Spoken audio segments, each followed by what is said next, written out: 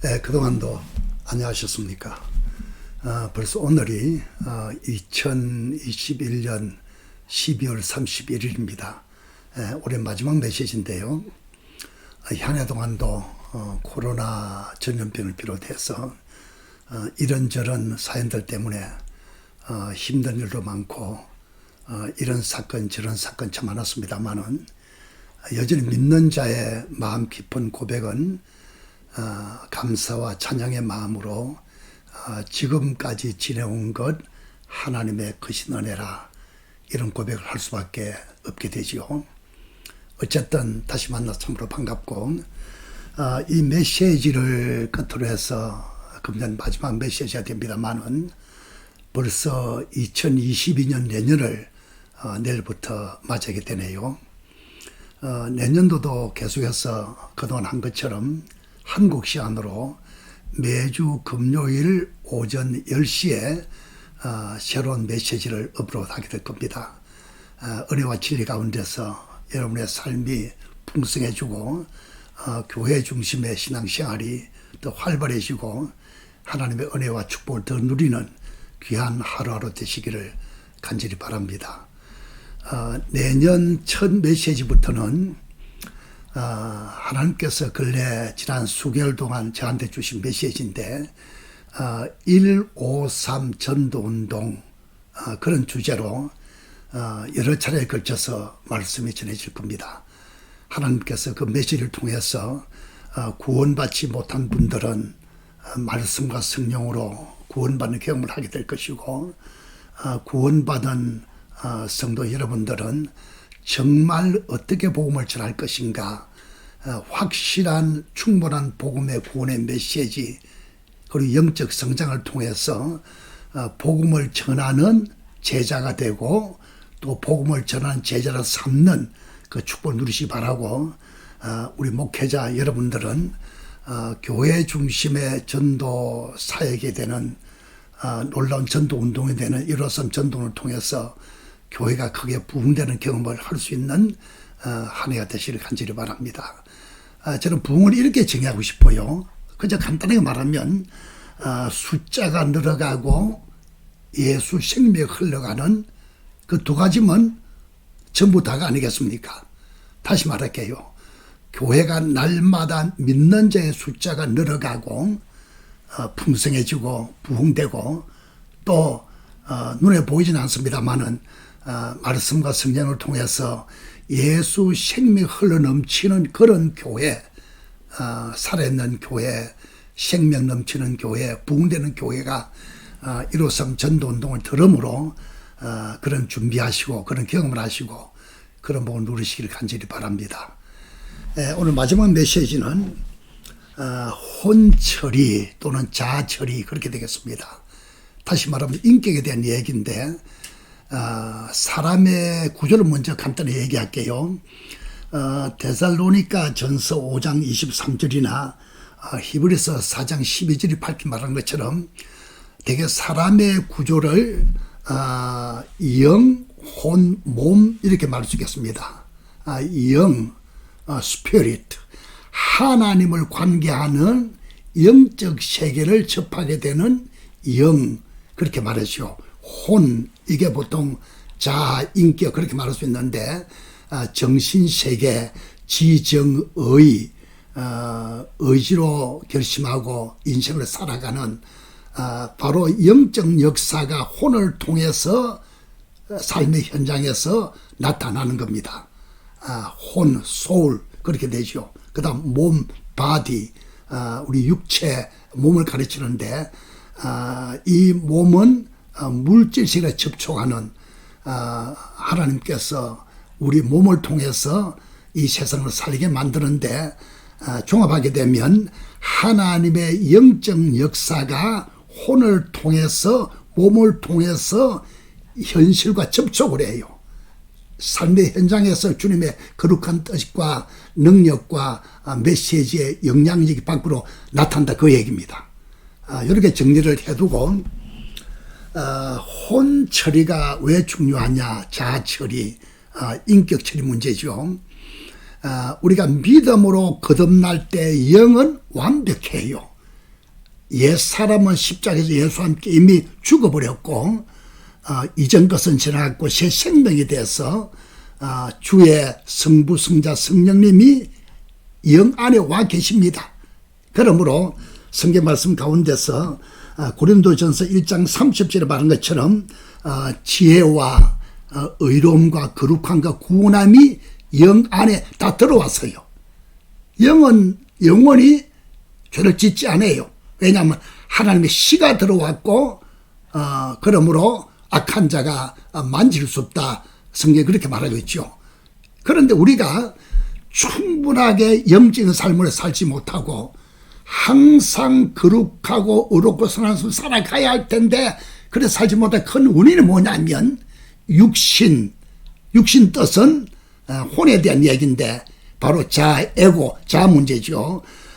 육신이 거듭난 것은 아니잖아요. 육신은 여전히 육신입니다. 육신의 뜻은 성령의 지배를 받지 않는, 다시 말하면 영의 인도를 받지 않는, 영의 역사에 복종하지 않는 사람의 생각과 마음을 혼 또는 육신 그렇게 말해요. 이 문제가 처리가 돼야 돼요. 이 문제 처리 안 되니까 영적 역사가 밖으로 흘러나올 수가 없다요.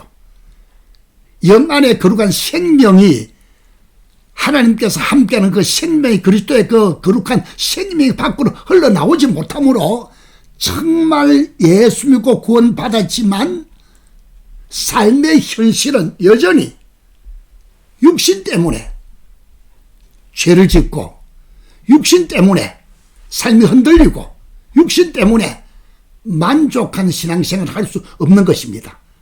그러므로 인간의 생각과 마음, 성령 지배받지 않는 육신 또는 혼자 이 문제를 반드시 처리해야 돼요. 인격이 바로 서야 되잖아요. 처리는 말은 없앤단 말이 아닙니다. 자아가 깨진다, 자아 폐쇄다 말합니다만은 지금 처리란 말은 없어진단 말이 아니고 혼은 그대로 있어요. 인격 그대로 있잖아요. 생각과 마음, 정신, 세계, 지정의 그대로 있는데 이 지정의가 영의 지배를 완전히 받도록, 다른 말로 말하면 성령 충만한 성령의 계시 인도를 완전히 받아서 순종하는 굴복하는 그런 삶이 되어버리면 항상 우리는 승리해요. 이그런 삶을 살아요. 만족한 삶을 살아요. 그러므로 자아처리, 혼처리가 참 중요하죠. 우리 성경 말씀을 한번 볼까요? 에베소서 4장 22절, 23절, 24절 말씀을 보시면서 들어보세요. 잠깐. 너희는 유혹의 욕심을 따라 썩어지는 구습을 따는 옛사람을 벗어버리고, 성경 보면서 들으세요. 옛사람을 죽이라고 말하지 않았어요. 이미 죽었으니까. 그런데 영은 옛사람이 죽어서요, 새사람, 새 피조물이 돼서요, 온전해졌지만은 아직도 생각과 마음, 혼이, 자아가 옛사람 옷을 입고 다닌다 그 말입니다. 그걸 벗어버리자. 23절 오직 너희의 심령이 새롭게 되므로, 24절 하나님을 따라 의와 진리의 거룩함으로 지으심을 받은 새 사람을 입어라. 다시 들으세요. 말씀 보면서 새 사람 되라 그러지 않고 새 사람을 입어라 그랬어요. 여러분 절 보세요. 요약하면 영은 거듭났어요. 새 사람이 되었어요. 새 옷을 입고 있어요. 성령이 거기 계세요. 영은 성령의 지배 아래서 하나님 역사를 충분히 누릴 수 있습니다만은 이게 밖으로 안 나타나는 가장 큰 이유가 무엇이고 하니까 자아, 내가, 육신이, 혼이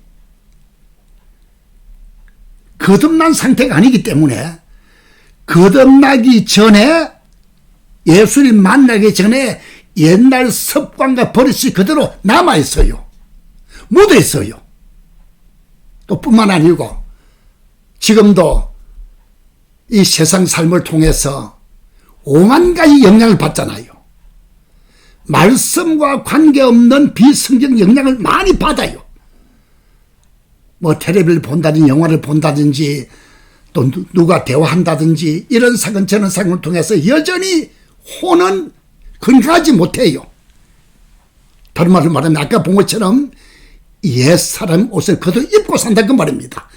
옛사람 옷을 벗어버리고 아까 24절에 말한 것처럼 의와 진리의 거룩함으로 지으심을 받은 새 사람을 입어라. 요약하면 옛사람 옷을 벗어버리고 새 생명, 새 사람, 거룩하고 어렵고 선한 그 옷으로 바꿔 입어라. 그렇게 되면 생명의 거룩한 속의 영이 혼을 통해서 몸을 통해서 자연스럽게 밖으로 흘러나와요. 이해가 되시죠? 그럼 문제는 어떻게 그렇게 될 수 있느냐? 대답은 그 중간에 있는 23절입니다. 오직 너희의 심령이 새롭게 되므로 영이 새롭게 되라. 다시 말하면 영이 말씀과 성령으로 충만하게 되면 그렇게 되어진다 그 말입니다. 여기 중요한 성경 구절이 요한복음 6장 63절입니다. 한번 볼까요? 살리는 것은 영이니 육은 무익하니라. 내가 너에게 이런 말이 곧 영이요 생명이다. 말씀이 영 안에 들어가면 말씀이 영의 생명이니까 영 안에서 말씀이 그동안 생명으로 바뀌어요. 내 영에 말씀이 충만해지면 생명으로 바뀌어서 흘러나오면서 혼을 적셔요. 혼을 적셔서 옛 옷이 조금씩 벗어지기 시작해요. 이게 복음의 비밀입니다.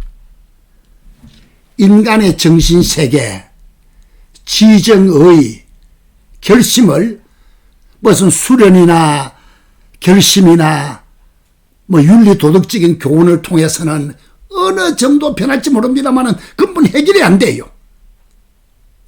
복음적인 변화는, 성경이 말하는 변화는 그런 변화가 아니고 거듭난 영에 말씀이 들어감으로, 말씀을 먹음으로, 말씀을 묵상함으로 생명이 내 안에 풍성해져요.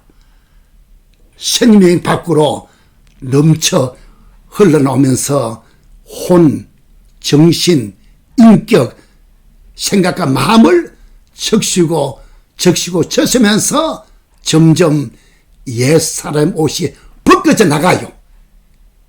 옛날 습관이 없어지기 시작해요. 잘못된 버릇이 없어지기 시작해요.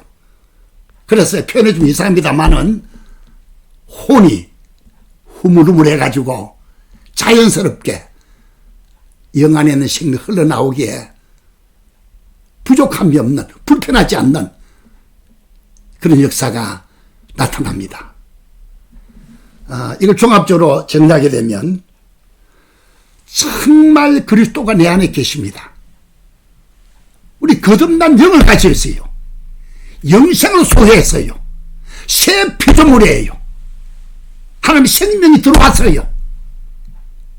거룩하고 어렵고 선한 역사가 삶의 현장에서 혼을 통해서, 다시 말하면 생각과 마음을 통해서, 또 몸의 움직임을 통해서 밖으로 나타나는 게 정상적인데, 옛사람의 옷을 입고 있는, 잘못된 습관이 묻어있는 혼이 많은 지장을 줘요. 생명이 흘러나오지 못하게 만들어요. 그래서 생명도 능력도 거룩함도 밖으로 흘러나오지 못하겠습니다. 영 안에 말씀이 풍성해질 때, 생명이 넘쳐서 이 혼을 깨트리기 시작해요. 이게 바로 무슨 말인가 하니까 마가복음 14장 3절에 옥합은 깨져야 향기가 흘러나오죠. 요한복음 12장 24절처럼 한날에 미리 썩어야, 다시 말하면 껍질이 깨져야 속에 있는 생명이 밖으로 터져나와서 많은 열매를 맺는 것처럼 바로 그 원리입니다. 혼이 깨질 때, 자아가 처리될 때, 생명으로 접촉될 때, 생명이 또 묻어지고 또 묻고 또 묻을 때 자연스럽게 그리스도의 영광이 밖으로 흘러나와서 능력 있는 말씀에 순응하는 의롭고 거룩한 제자의 삶을 살게 되는 겁니다. 자아처리, 혼처리, 인격에 대한 문제입니다. 거듭난 그리스도인이 혼처리를 통해서, 자아처리를 통해서, 다른 말로 말하면 생명이 묻어나는 인격의 성장을 통해서 내 안에 그리스도가 밖으로 흘러나오는, 밖으로 나타나는 그런 삶을 살게 됩니다. 기독교는 한마디로 말하면 내 안에 계신 그리스도가 밖으로 나타나는 겁니다. 그 복음적인 변화, 생명 역사, 날마다 경험하면서 내년 새해에도 평생토록 승리의 삶을 사시기를 주님의 이름으로 축원합니다. 새해의 새 메시지로 그때 또 다시 만납시다. 맞이하는 새해 하나님의 은혜와 축복 가운데 승리로 출발하시기 바랍니다. 감사합니다.